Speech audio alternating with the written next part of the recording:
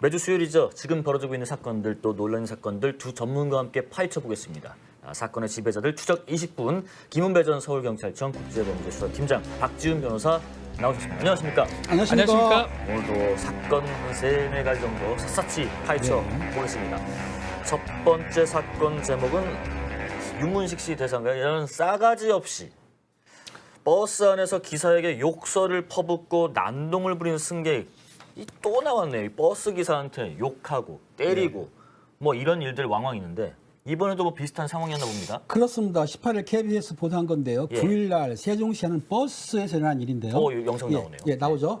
버스가 이제 출발하려고 CCTV 나오는 화면이에요. 네네. 출발하려고 하는데 무단한 횡단을 한 여성분이 버스를 그 우산으로 탕 때린 거예요. 실화 이거죠. 예. 그러니까 버스 기사분이 사실 차를 세웠습니다. 그리고 태웠어요. 거기까지 좋았는데 태우니까 이제 그 버스 기사님이 뭐라고 했냐면 그렇게 하시면 안 된다고 좀 좋은 쪽으로 했더니 이 여성분이 오히려 화를 낸 거예요. 적반하장이죠. 그래서 자기 빈좌석에다가 가방하고 우산을 놓고 와서는 버스 기사님 앞에 와가지고 욕설을 했습니다. 네네. 싸가지가 없다. 네 가지가 없다는 얘기예요. 예. 인위예지 아십니까? 네. 그래서 그거 없다 그러고 또 야 XX 이건 제가 못합니다. 그렇게 하니까 기사분이 차를 세우고 싸울 수가 없지 않습니까? 네. 그래서 일단은 경찰에 신고를 했습니다. 왜 하느냐? 운전자 폭행하면 가중처벌 받지 않습니까? 그렇죠. 그래서 신고를 했는데 네.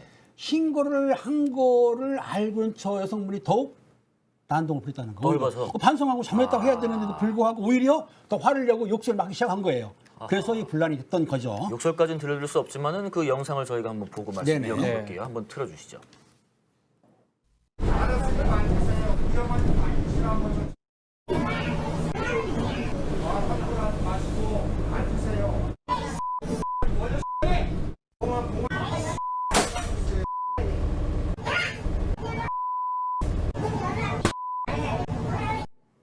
이 난동이 뭐 한 10분 넘게 계속됐다더라고요. 15분 넘게 난동이어졌고 지금 막 어휴. 욕도 하고 있고 네.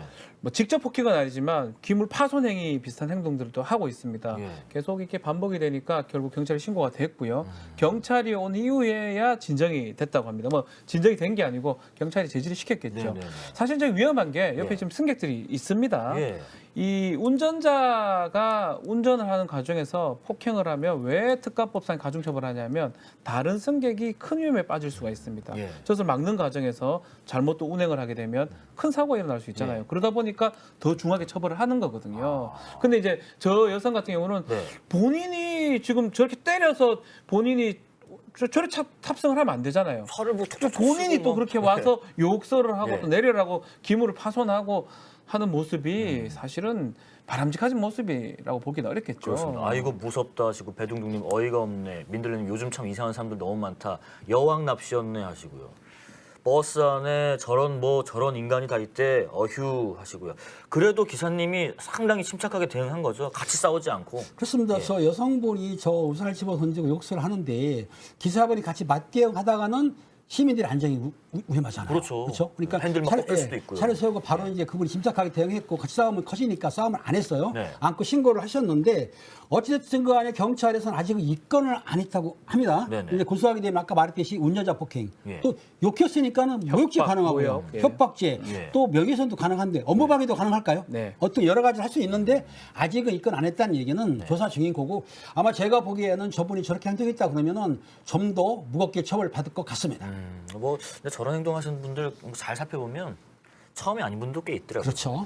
또 얼마 전에도 한 승객이 뭐 음료가 든 컵 들고 버스 타다가 그러시면 안 됩니다라고 승차 거부당하니까 막말 퍼부었다고 했는데 이것도 영상 준비되어 있나요? 한번 보겠습니다.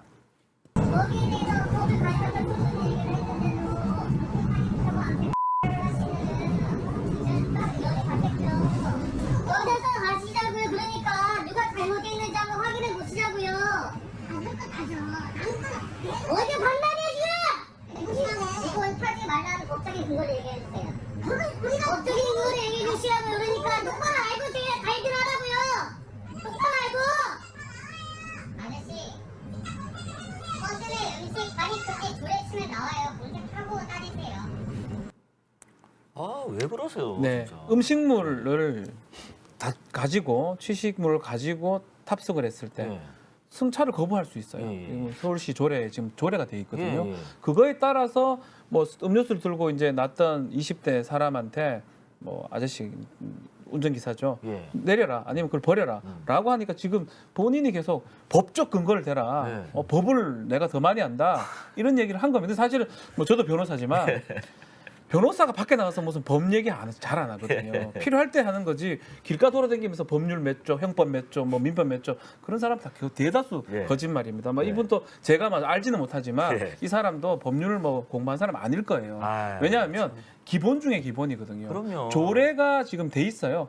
음료수 같은 거 취식물을 반입 못하게 돼 있고요. 네. 반입했을 때 승차 거부를 할 수 있어요. 탑승 네네네. 거부를. 그거를 본인도 모르고 옆에 있는 승객들이 그거 찾아보라고. 지금 당장 찾아보면 나오는데. 쳐보면 나올 텐데 왜 이렇게 승질 내시고? 그리고 욕을 하시고. 예. 그렇죠. 코로나 이후에 뭐 마스크 뭐 써라 마라 왜 안 많이 쓰냐 많죠. 뭐 이런 다툼들 뭐 되게 많은 것 같은데 정작 이제 이런 실랑이 속에서 운전자들이 또 안전에 또 위험에 내몰리는 경우도 꽤 있을 것 같아요. 택시 같은 경우는 사실은 이제 턱스크라 가시죠. 예, 예. 턱에 타는 다스크인데 이런 식으로 하고 술 먹은 사람들이 힘이 붙기 때문에 네. 또 택시 공간이 좁아요. 네, 네. 그러니까 그분이 코로나 걸렸으면 걸릴 수 있지 않습니까? 근데 그걸 항의하게 되면은 또 싸움이 되고 하니까 참 난감하고 버스 같은 경우에도 이 마스크를 안 쓰고 타는 사람이 많다는 거야. 열받는다고 또 막 때리고 그렇죠. 기사들. 근데 경찰청에서 제공한 거 보니까 예. 국회 제공했어요. 태영호 의원한테 제공을 했는데 2021년도에 4천 나오고 있는. 261건이라는 거예요. 그러니까 전년도에 비교해서 47%가 늘어난 거예요. 이게 운전자 폭행이에요. 요거는 신고됐던 거. 예. 그러니까 신고 안 됐던 거 더 많겠죠. 그러니까 보통 일반 운전기사분들이 웬만하면 신고를 안 해요. 근데 보다 도저히 안 되고 또 시민의 안전에 위험이 있다고 하면 그때서 신고하기 때문에 실제로 저 수치는 신고한 수치이기 때문에 더 많을 수도 있는 거죠. 아, 저도 사실 버스 그렇게 잘 타는 편은 아닌데 한 번 탔을 때 작년이었던 것 같아요. 막 때리고 이래서 다 그래요? 신고를 했는데 네. 그분이 이랬어요. 내리면서. 너는 평생 버스 기사 다니라 이러니까 기사님이 아. 너는 그럼 평생 버스나 타고 다니면서 막 싸우고 싸우고 서로가. 뭐 마스크 하나 좀 써달라고 했는데 그게 그렇게 열받는지 막 폭행을 하시더라고요. 두 번째 사건 얘기해 보겠습니다. 제목은 계집 속 수상한 기계인데 제가 제목만 봤을 때는 이게 무슨 얘기인가 잘 모르겠는데 내용이 뭐 중계기를 통한 보이스피싱 관련 얘기라고 하던데요. 사건 전에요. 얘기 전에. 보이스피싱에 쓰이는 중계기라는 게 뭔 장치인지 이해가 안 무슨 말이냐면 그 인터넷에서 전화를 걸면 앞에 007이 070이 뜹니다. 예. 근데 070을 뜨는 전화를 받으면 일반인들이 그냥 끊어요. 그렇죠. 그렇습니까? 그런데 070으로 인터넷 전화를 해도 변작 중계기가 있어요.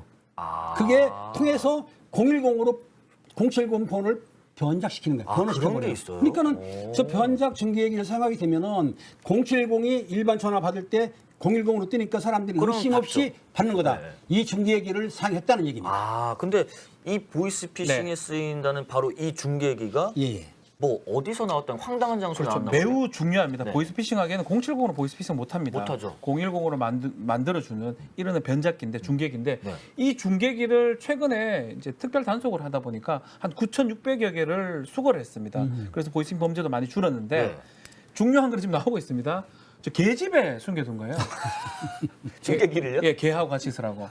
개가 지금 나오고 있죠. 개도 지금 실어서 나오고 있는데 개집이라든지 예. 아니면 모텔이라든지 예. 어떤 경우 도로 충돌 방지벽 요 옆에 보면 방지벽 안에 놔둔 경우도 있습니다. 아. 그래서 뭐 지금 중계기 같은 것들을 이제 계속 단속을 하니까 예. 은닉을 하긴 하는데 아. 정말 말도 못한 장소에 지금 은닉해서 지금 검거가 되고 아. 발각이 되는 그런 상황입니다. 그러니까 저 중계기 자체가 불법이 아니라 저거를 불법적인 수단으로 써서 단속하는 거예요? 아니면 원래 중계기 쓰면 안 되는 거예요? 쓰면 안 되죠. 안 되는 거예요? 안 되는 거고요. 그걸 통해서 사실은 보이스피싱 하려고 하는 거거든요. 그거 아니고는 다른 이유가 쓸 없습니다. 이유가 없겠죠. 예. 지금 나오고 있는 게 경찰이 그 직접 중계기를 찾는 모습이라고 해요. 네. 한번 크게 볼게요. 뭐 장소, 뭐 방법도 다양해지고 있다고 하는데 저 나오죠. 010으로 나오잖아요. 010으로 그렇죠. 해외에서 보내는데 070에 010으로 나오잖아요. 중계기가 지금 그 역할을 하는 겁니다. 이렇게 모텔인 것 같은데 저게 들어가니까 중계기죠. 변작 중계기죠. 아, 그래요? 다. 저렇게 예. 생겼구나. 저거를 적발해서 검거하는 그런 모습이 네. 나오고 있고 이거는 또 차 안에서 하기도 안에도 하고요. 하기도 차 하고요. 안에서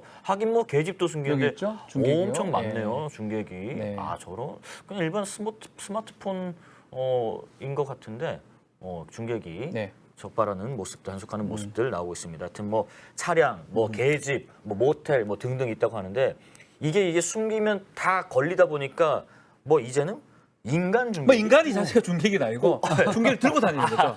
중계기를 들고 다니는데 네. 사실은 지금 검거를 하다 보니까 이 위치 추적을 합니다. 예, 예. 띠띠띠 하는데 계집이나 뭐 다른 데서 모텔 같은 데 발견했는데 사람 앞에 계속 이게 중계가 있다고 발견이 되는 거예요. 알고 보니까 이제 이 어떤 사람이 중계기를 차고 인간 중계기 역할을 했었고요. 사실은 고수익 알바라고 하면서 네. 월 한 300만 원 받고 이런 것들 보이스피싱에 활용되는 거 본인은 몰랐다고 하지만 추측을 했겠죠. 경찰 이 공범 사기 공범으로 이 사람을 구속했습니다. 몸에다 숨기고 다니고. 뭐 또 이거 말고도 별의별 곳에 다 그러니까 숨긴다면서요? 중계기는 작지 않습니까? 예. 그러니까 모텔이라든지 원룸이라든지 뭐 산속, 길가 풀속, 예. 차량 그리고 지하철 타고 다니기도 해요. 사람처럼 가방에 숨겨가지고. 그러니까 저게 움직일 수가 있으니까 어디든지 놓을 수가 있다. 그러니까 아까 계집도 죄송합니다. 독하우스에도 있었잖아요. 독하우스. 네. 있었기 때문에 어디든지 있는 거예요. 저거를 알바로 한다고 하기 때문에 알바를 했다. 그러면 전기통신사업법으로 처벌을 받을 수도 있고 또 사기죄 공범도 됩니다. 그러니까 절대로 저걸 알바라고 하지만은 몰랐다고 하면 되겠느냐. 근데 모를 수가 없는 거죠. 아 근데 변호사님, 네. 뭐 누가 야 친구가 뭐 니네 집에 뭐 좀 놔줄게. 네. 그래 놔도. 근데 그게 중계기였어. 나는 몰랐는데. 초창기에는 뭐 대포통장도 마찬가지고요. 그리고 좀 출금만 좀 해달라. 네. 요거 전달만 해달라. 네. 정말 보이스피싱 초창기에는 그런 사람들은 몰랐을 수 있다. 빠져나갔을 수도 예. 있었어요. 근데 지금은 대포통장을 한다든지 인출한다든지 본인 앞만 모르고 진짜 몰랐던 경우도 있지만 막연하게나마 다 알았다는 거예요. 이상하잖아요. 왜 중계기를 나한테 맡기면서 뭐 돈을 주기도 하고 비용을 받는 거거든요. 마찬가지로 인출을 하면서 인출 한번 하면 수수료를 많이 받아요. 예, 예. 그런 것들 자체가 보이스피싱 사기 범죄의 공범이 될 수 있고요. 그래요? 요새 실무적으로 보면 대부분 구속 수사를 합니다. 아. 공범이 사실은 그 정말 정범이나 네. 정말 주범들은 해외에서 그걸 합니다. 총책들은 예, 예, 그렇죠. 이 인출책이나 이런 사람들은 이 한국에 국내에 있는데 네네. 이 사람들이 다 책임을 지는 경우가 많습니다. 아이고 덤터기 쓰지 않도록 절대 조심해야 됩니다. 중계기 같은 거 누가 맡긴다고 하면은 절대 맡지 마세요. 마지막 사건 제목이 20년 전 나도 당했다는데 이거 지금 김근식 얘기입니다. 근데 김근식이 출소 하루 앞두고 재구속됐잖아요. 다른 성범죄 혐의가 나와서. 근데 지금 이 내용은 그 2006년에 13세 미만에게 성추행했다라는 그 내용 말고 또 나온 거예요? 그러니까 지금 김근 씨가 11건을 해서 구속돼가 살다가 예. 15년 나왔는데요. 네. 월요일날 나올 거를 12번째 피해자가 있어가지고 재구속이 됐습니다. 됐잖아요. 그래도 됐지 않습니까? 네네. 지금 구속적부심 신청했다고 하는데. 근데 13번째 피해자가 나온 거예요. 또 나온 거예요? 1999년도에 똑같은 초등학생이에요. 13살짜리가 제부를 가는데 김근 씨가 이 소녀를 성추행을 했던 거죠. 성추행을 했는데 그 당시에 수법이 김근 씨가 수법이 똑같아요. 도와달라는 수법 때문에 똑같은 수법에 또 장소도 알고 있고 이러다 보니까 당시에 그 피해자가 그 부모랑이 업체 사장한테는 말을 했는데 예. 경찰에 신고를 안 하고 그리고 학원 원장한테도 얘기를 했었는데 네. 상담만 받았다는 거예요. 근데 그 당시 아마 성추행, 폭행은 아니고 추행 당했기 때문에 예. 부모들이 정식으로 신고를 하지 않고 성상담만 받았는데 최근에 그 방송을 보니까 그 23년 전에 그 얼굴을 기억을 한 거예요, 피해자가. 근데 이 사건은 사실 알다시피 공소시효가 발효됐죠? 변호사님? 정지. 네네. 근데 99년이면 꽤 오래된 건데 네. 신고를 어떻게 잘 하셨네요. 늦게나마. 트라우마라고 할 수 있죠. 그러니까 평생 기억을 하는 거예요. 그 얼굴을. 예. 사실 수법이 비슷해요. 뭐 물건 좀 들어달라라고 해서 같이 가면 성추행을 했던 건데 사실은 그 위치 자체도 인천에 이제 그 지역 위치이기도 하니까 네. 같은 수법으로 반복되는 걸로 보이고 아마 이 피해자는 평생 기억을 하고 있었던 것 같아요. 그리고 이번에 이제 김근식 얼굴이 공개되니까 그 사람인데라고 하면서 이게 다시 밝혀졌던 것 같습니다. 근데 이거 뭐 시효 살아있나요? 처벌할 수 있는 건가요? 안 됩니다. 안 돼요? 2006년 거는 시효가 살았기 때문에 가능한데 그거는 지금 이제 구속됐죠. 근데 예. 1999년 거는 시효가 지났어요. 아유. 그러니까 처벌은 못하지만 예. 경찰에 정식으로 고소장을 넣게 되면은 네. 처벌은 못하지만 수사는 하겠다는 게 경찰의 입장입니다. 아유 참 안타깝네. 시효가 지나서 하여튼 김근식 뭐 근데 이 최근에 나를 재구속시키는 거 부당하다라고 주장하면서 그렇죠. 구속 적부심 청구를 했는데 구속이 타당하냐, 예. 타당하지 않냐 예. 이거에 대해서 심사를 해달라고 예. 이제 청구를 했고요. 좀 전에 이제 끝났는데 예. 아마 결과는 곧 나올 겁니다. 좀 받아들일 가능성이 좀 낮다는 생각이 들어요. 예. 뭐 이 범죄 자체가 거의 확실하다 그러면 공소시효는 미성년자 동안은 정지가 되는 거거든요. 그리고 범죄가 이미 아동 범죄들이 반복됐다고 하면 네. 그 범죄가 소명이 되는 상황에서 구속이 됐다면 이것을 재판부에서 적부심을 받아서 석방할 가능성이 좀 낮지 않을까 이렇게 예상이 구속 됩니다. 적부심을 할 때 재판부에서는 뭘 따져서 보나요? 특히 구속을 잘못했냐, 과정요. 타당하냐 타당하지 않느냐가 아, 첫 번째고요. 네네. 두 번째는 그 사이에 변경이 있느냐. 뭐 예를 들어서 뭐 재산 범죄인데 예. 그 사이 합의가 됐다. 그러면 적부심에서 다시 바꿀 수도 가능성도 있습니다. 보석을 또 하기도 하고요. 예, 예. 근데 가장 중요한 거는 구속이 될 당시에 기준에 했을 때 구속이 제대로 됐냐 안 됐냐 이 부분을 지금 볼 겁니다. 그리고 뭐 혹시 구속 상태로 그 수사를 이어가는 게 맞느냐 아니냐 이것도 따져 그렇죠. 보는 그걸 건가요? 그대로 따지는 거죠. 증거인멸 우려라든지 도주의 우려가 있는지 그 예. 부분을 이 적부심 재판부에서 새로 따지는 겁니다. 결과는 아직 안 나왔지만 뭐 조만간 오늘 중으로 아마 나오지 않을까 싶습니다. 근데 지금 또 다른 성범죄가 출소를 앞두고 있다. 인근 주민들 불안하고 있다. 뭐 이런 얘기 그렇습니다. 있는데. 2005년부터 예. 2007년까지 8차례에 걸쳐서 여성들을 힘겹게 위협하고 성폭행을 한 사람인데요. 예. 다음 달 5일 출소한다는 거예요. 그러니까 비상이 걸렸습니다. 그래요? 네. 왜냐하면은 당시에 징역 15년을 선고했는데 네. 감형을 받아서 11년밖에 안사가 나오는 거예요. 이런 거는 왜 감형해 주는 거지? 왜 이런 문제가 뭐냐면 성폭력에 대해서 성인지 감성이 낮은지 몰라도 강하게 처벌해야 되는데 우리나라가 좀 변호사님 이거 어떻게 바꿀 수 없을까요? 아마 옛날 기준이에요. 예. 옛날에 지금 외침 출소한 사람들이 이제 오원춘 사건 이후에 아동 성소년 성보호법 등이 만들어졌거든요. 아, 오원춘. 예. 그 전의 사건들이 지금 다 출소를 하고 있는 상황이에요. 그때하고 지금은 많이 달라졌고요. 지금의 이런 범죄를 저질렀다 하면 아주 중형이 될 건데 네. 그때 당시에는 법이 조금 입법이 미비한 상태라서 조금 경하게 처벌이 됐었고 그런 사람들이 지금 좀 출소를 하고 있는 것으로 보입니다. 그 여성도 여성인데요.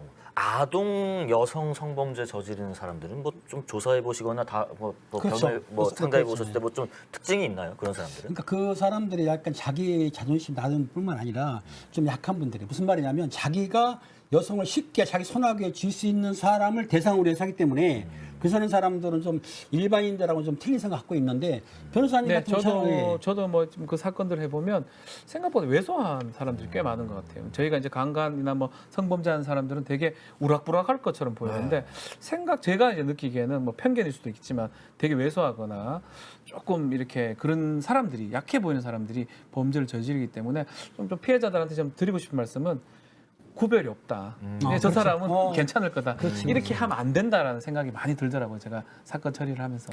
그렇죠. 뭐 누가 뭐 누구한테 뭐 좀 뭐 범죄자라고 써놓고 다니는 거 절대 아니니까. 아니죠. 절대 아니죠. 예, 네. 예. 그러니까 절대 없습니다. 뭐 저런 사람도 그리고 내 이웃이 저럴 수도 있구나 그렇죠. 이런 네. 생각도 많이 들고 하다 보니까 뭐 모든 분들을 뭐 의심하는 건 또 그렇겠지만은 범죄는 누구나 다. 자 보겠습니다.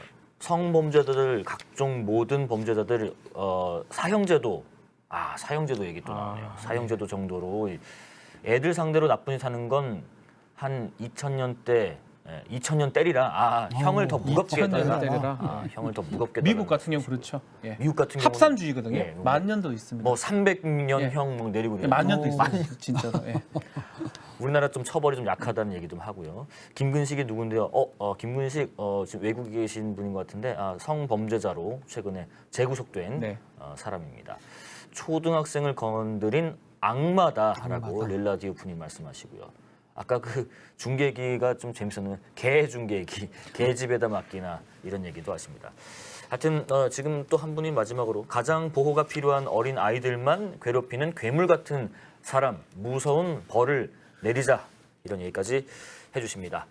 자, 오늘 수요일 사건의 지배자들 추적 20분 여기까지 듣고요. 용감한 라이브 내일 오후 3시에 더 용감하게 돌아오겠습니다. 김배 팀장 또 박지훈 변호사였습니다. 감사합니다. 고맙습니다. 고맙습니다. 감사합니다.